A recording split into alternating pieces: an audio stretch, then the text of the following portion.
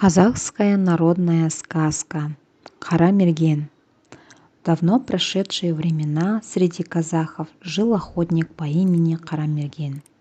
Не было у него ни богатства, ни детей. Он охотился на маралов, куланов и других зверей. С первых снимал рога, со вторых саур, с последних шкуры. Все это он продавал, тем и кормился. Если он уходил на охоту летом, то возвращался зимой. Если зимой, возвращался летом. Ходил он на охоту всегда один, без товарищей. Однажды охотник взял ружье и отправился в путь, чтобы поохотиться в дальней местности, где летом и зимою не бывает аулов и где не был человек. Пробыв в дороге несколько дней, он приехал к одной большой горе и видит, нет никого, нет и следов человека. Он слез с лошади, взял ее повод и пошел по ущелью. С большими трудностями достиг он вершины горы и остановился. Кругом было много зверей и птиц. Кара мерген сроду не видел такого изобилия и разнообразия трав и деревьев. Всюду распевали разноперые соловьи. Воздух был пропитан запахом мускуса и гвоздики. Охотник построил себе жилище. Лошадь пустил в травы. Через несколько дней лошадь так поправилась, не узнать было прежнюю худую клячу. Охотник убивал зверей, снимал с них шкуры и рога, сушил и связывал в тюки. Однажды вечером он варил мясо в медном котелке. Вдруг ему послышался какой-то шорох. Охотник удивился, что за шорох, ведь здесь людей нет. В это время в жилище охотника вошла женщина в синей рубахе и, ничего не говоря, села, подогнув ногу. Охотник посмотрел на женщину. Лицо желтое, глаза злые. Она пристально глядела на охотника. Охотник удивился и подумал про себя, человек ли это, в молодых летах оставшийся на безлюдье и одичавший, или другое какое вредное существо. Вскоре мясо сварилось. Охотник снял котел с огня, воткнул кончик большого охотничьего ножа в кусок мяса, подал женщине и крикнул громко «На!». Женщина, не высовывая рук из рукавов, молча приняла мясо и села. Охотник достал кусок мяса побольше, подал ей и еще громче крикнул «На!». Женщина также молча взяла мясо и также села его. Тогда охотник убедился, что перед ним существо вредоносное, а потому все время, пока ел мясо, с опасением посматривал на женщину. Когда же кончил есть, взял в руки большой нож и громко закричал «Уходи, я спать хочу!». Женщина произнесла «Абую, абую, абую» и уселась поудобнее, подогнув и вторую ногу. Охотник взял в руки ружье и опять закричал «Уходи, я спать хочу!». Тогда женщина со словами «Абую, абую» встала с места, понятилась к выходу и вышла. Охотник видел в щелку, как она пошла тихим шагом и скрылась за бугром. Охотник хотел разобрать жилище и уйти на новое место, но потом раздумал, так нельзя. Побегу я, устану и где-нибудь засну, а она придет по следу моему и убьет. Лучше я придумаю какую-нибудь хитрость, постерегу ее и убью и зажжу. Он собрал в кучу луки, положил на них потники с седлом, сверху закрыл свои одежды и на один конец луков надел шапку, как будто человек лежит. Сам мерген отошел в сторонку, на ружейный выстрел и спрятался в яме. Через некоторое время небо покрылось тучами, пошел снег и покрыл всю землю, а затем небо прояснилось. Вдруг лошадь охотника, стоявшая на приколе, чего-то испугалась. Потом послышался какой-то топот. Охотник подумал про себя: наверное, идет. Как мне быть? Он глянул в ту сторону, откуда слышался топот, и увидел женщину. Она вошла прямо на него. Охотник сделал выстрел и припал к земле. Женщина со словами «Обую, обую» бросилась на кучу луков. Послышался треск палок. Потом она поднялась, озираясь по сторонам, и, убедившись, что вокруг никого нет, стала рвать одежду охотника, которой были покрыты луки. Охотник решил, что это Жалмауз, помолился Аллаху и выстрелил. Жалмауз проговорила «да, так» и ударила рукой по тому месту, куда попала ей пуля. Некоторое время постояла в недоумении, озираясь кругом, а потом пошла назад своим следом. Мерген снова выстрелил.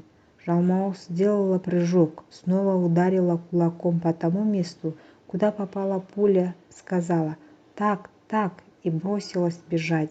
Когда она скрылась за бугорком, Мерген подошел к лукам. Они были перерезаны, словно ножом, а одежда была вся в дырах и разрезах. Мерген некоторое время стоял пораженный.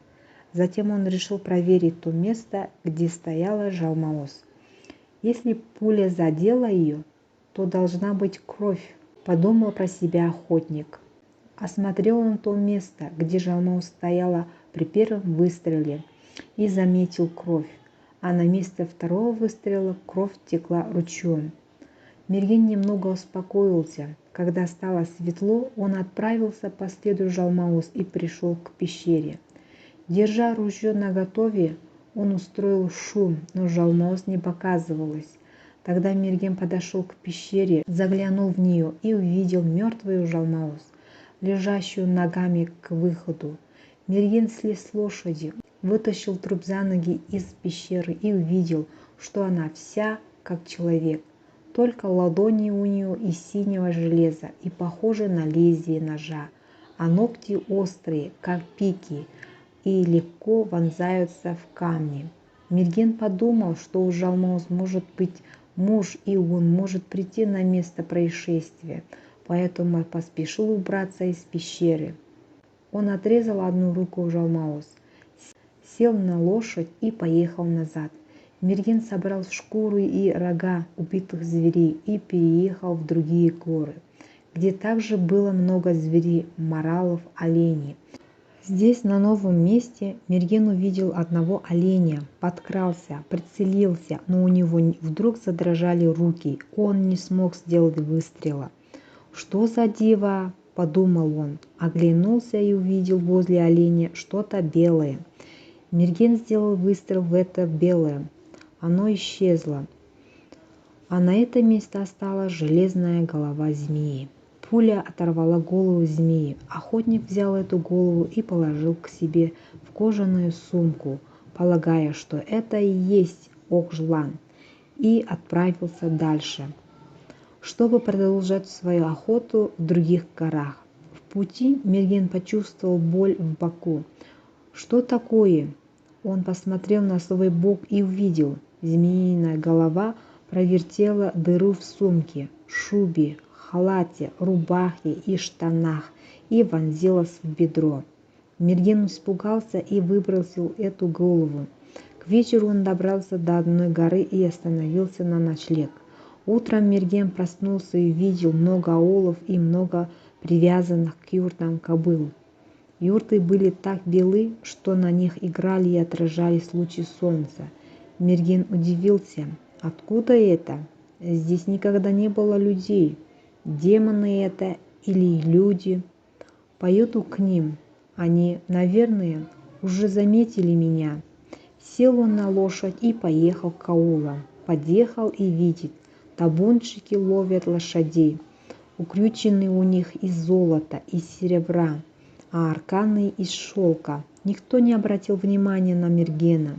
Возле привязанных кобыл он заметил старика и подошел к нему и поздоровался. Но старик лишь прошептал что-то. Неожиданно густой туман покрыл всю землю. Стало темно. Мерген стоял и считал про себя отдохную. ожидая смерти. Вдруг какая-то невидимая сила потянула его лошадь за повод. Лошадь пошла. Мергин проехал некоторое время, и ему показалось, что кто-то тянет его за руку, как бы прося слезть с лошади. Мергин повиновался, затем кто-то его потянул за полу одежды. Мергин пошел вперед и вошел в большую юрту. В юрте были золотые и серебряные шести, атласные и шелковые ковры, одеяла из парчи и манглунга. Откуда-то появилось шелковое одеяло и постлалось у передней стены в 9 слоев. Ничего живого не было. Мергин хотел было сесть возле двери, но какая-то невидимая сила приподняла его и потянула в передний угол. Через некоторое время появился самовар, постлалась скатерть, и на ней появились разные фрукты. Затем появилось 10 чашки, и в них стал наливаться чай. Из одной пил Мергин, а из другой чашки чай исчезал сам собою. Потом появился кумыс в серебряной миске с золотым ковшем. Кумыс пенился сам собою и наливался в золотую чашку. Мергин пил да пил и, наконец, сказал: «Напился». Тогда кумыс убрался сам собою, и на смену ему появилось целое блюдо козы и карты. Мергин подумал: наверное, хотят меня зарезать, предварительно откормив. Все равно буду есть досыта. И ел. После появились фрукты с приятным запахом. Мергин опять стал есть, но скоро он наелся. «Что за чудеса? Кто это сделал?» – подумал он. «Накормили меня вкусными кушаньями. Теперь бы посмотреть, кто это сделал, и тогда хоть умирай». Но никто не появлялся. Скатерть убралась сама. Появился кувшин с водою и полотенце. Вода полилась, и Мергин стал мыться. Вымыл он руки и вытер их полотенцем, расшитым золотом. Мергин посидел некоторое время, потом сказал: «Хочу спать». Появилась постель. Потом отворилась дверь, и вошла девица. Да какая красивая, что нет краше ее на свете. Красота девицы, как у полной луны. Одежда вся блестит из золота, от лица светлых вокруг. Мергин испугался и хотел встать, но девица остановила его и сказала: «Не роняй своего достоинства и не унижайся». Она поздоровалась с ним за руку, уселась рядом и прислонилась к нему. Мергин сказал ей: «Госпожа, не садись ко мне так близко, я грязный, от меня идет дурной запах». Девица на это заметила ему: «Перестань, не унижай себя». Тогда Мергин сказал: «Я бедный странник, сильно устал, прикажи дать мне кошму, и я пойду спать около своей лошади». «Хорошо, постель уже готова, ложись». Мергин встал. Встала и девица, она стала снимать с него одежду. Мергин говорит ей: «Перестань издеваться надо мной». Тогда девица сказала: «Для тебя приготовлена эта постель, ложись, не стесняйся». Она завела его за занавеску и уложила в постель. Потом прилегла рядом и говорит: «Не бойся, лежи спокойно». Мергин спросил: «Скажи, радость моя, кто ты такая и что это за аулы?» Девица ответила: «Мы кочующие перья. Наш народ обитает в таких местах, куда не проникают люди. Если же они случайно попадают к нам, и наши люди увидят человека, то за него дают девицу, а отец этой девицы становится царем перьев. Из числа 18 тысяч видов божьих творений человек – лучшее создание. Теперь лежи до солнца и не смыкай глаз. Завтра весь наш народ придет приветствовать тебя. Если уснешь, лишишься меня и останешься без ничего. Лежи без опасения». Мергин обнял девицу. Через некоторое время он захотел выйти во двор. Девица принесла драгоценную шубу, накинула на него и повела во двор. Мергин увидел свою лошадь, а возле нее свое седло и ружье. Мерген опять вошел в юрту и лег в постель. Он шутил и играл с девицей, а затем снова вышел во двор. Туман исчез, начало светать. Мерген обрадовался наступлению утра, вернулся в юрту, снова лег в постель, обнял девицу. Девица шепчет ему: «Не усни, до утра осталось совсем немного». «Ой, душа моя», — сказала Мерген, — «как я могу заснуть?»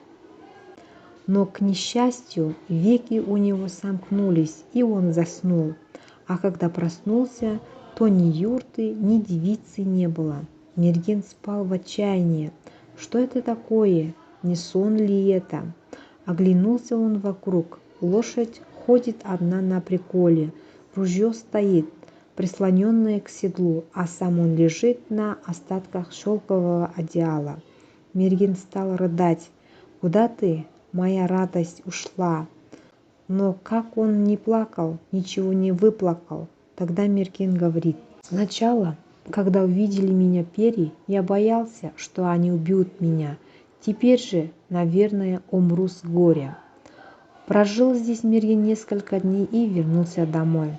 Распродал он рога и шкуру битых зверей и выручил за них в 10 раз больше, чем прежде. Продал он и куски шелковой матери, что остались у него, и выручил за них столько, сколько стоит 60 кобыл. Жена его вдруг забеременела, а раньше не рожала детей. Мерген стал богатым, но ничего его не радовало, он скучал. Однажды Мерген пошел на то место, где встретился с девицей. «О Аллах!» — сказал Мерген, обращаясь к небу, — «зачем ты мучаешь меня? Показал мне девицу и отнял. Лучше не создавал бы меня совсем. С девицей я разговаривал до утра, и каждое слово ее было мне милее всей моей прошлой жизни». Он колотил себя кулаком в грудь и говорил: «Зачем только я уснул?» Вдруг Мерген услышал крик: «Кара Мерген! Кара Мерген!» Мерген оглянулся, но никого не увидел. Вдруг снова голос: «Бельма тебе в глаз! Теперь ты меня не увидишь. Как не плачь, ты лишился меня. Не трудись искать напрасно. Вот твой прошлогодний аманат. Воспитывай его хорошо». Голос умолк, и видит Мерген: сверху спустилась золоченая колыбель, а в ней мальчик. Мерген снова закричал: «Скажи, моя душа, хоть еще несколько слов». Но ответа не было. Мерген взял ребенка и вернулся домой. На радостях он устроил большое пиршество.